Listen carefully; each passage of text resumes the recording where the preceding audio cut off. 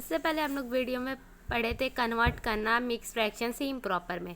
अब हम पढ़ेंगे इम्प्रॉपर से मिक्स फ्रैक्शन में कैसे कन्वर्ट करते हैं। जैसे ये क्वेश्चन है 9/4 और 9/4 को हम मिक्स फ्रैक्शन बनाना है, तो हम क्या करेंगे 4 को 9 से डिवाइड करेंगे। तो 4 को 9 से डिवाइड किए कितना आ गया 2 टाइम जाएगा 8 आ गया, माइनस किए 1 आ गया रिमाइंडर। अब इसको मिक्स फ्रैक्शन लिखना है तो एक फार्मूला आता है mix fraction is equal to quotient remainder upon divisor.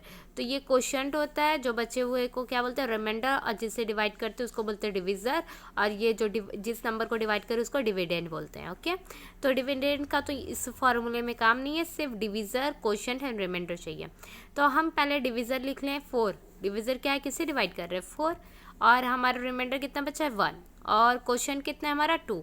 तो ये 2 होल 1/4 ये क्या हो गया 9/4 कन्वर्ट हो गया मिक्स फ्रैक्शन में। ओके, अब हम पढ़ेंगे लाइक फ्रैक्शन और अनलाइक फ्रैक्शन क्या।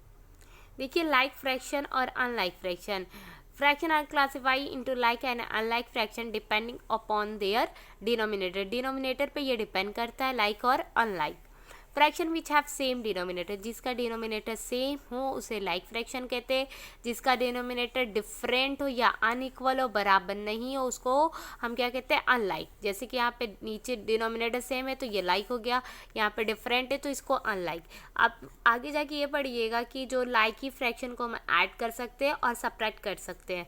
तो फॉर एग्जाम्पल उसमें अनलाइक फ्रैक्शन है, लाइक फ्रैक्शन नहीं दिया, अनलाइक फ्रैक्शन दिया, प्लस और माइनस करना है, तो हम उससे लाइक फ्रैक्शन बनाना पड़ता है with the help of LCM. LCM के हेल्प से हमें क्या करना होगा, डिनोमिनेटर को सेम करना होगा। It means that like fraction बनाना होगा।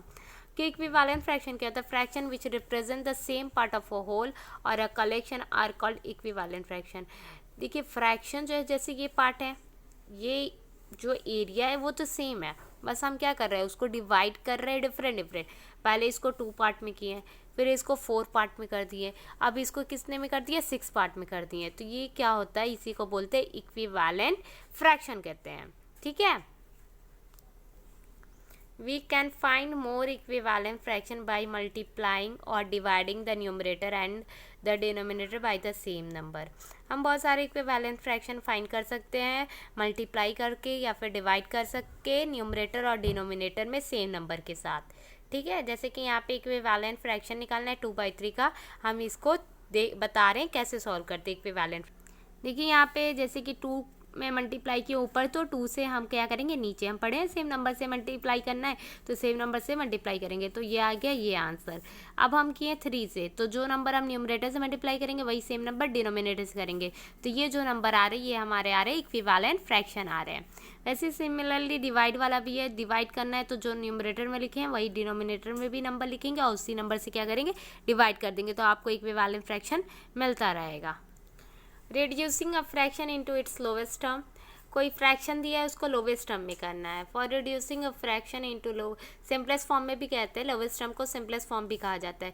Divide the numerator and denominator of the given fraction by there HCF. कोई नंबर दिया है फ्रैक्शन नंबर को हमें लोवेस्ट टर्म में सिंपलेस्ट फॉर्म में करना है, तो हम क्या करेंगे इन न्यूमरेटर और डिनोमिनेटर का एचसीएफ निकालेंगे। जो एचसीएफ आएगा उसी नंबर से हम क्या करेंगे डिवाइड करेंगे।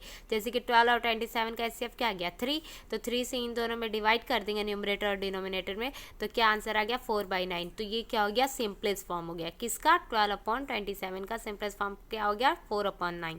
Thank you for watching.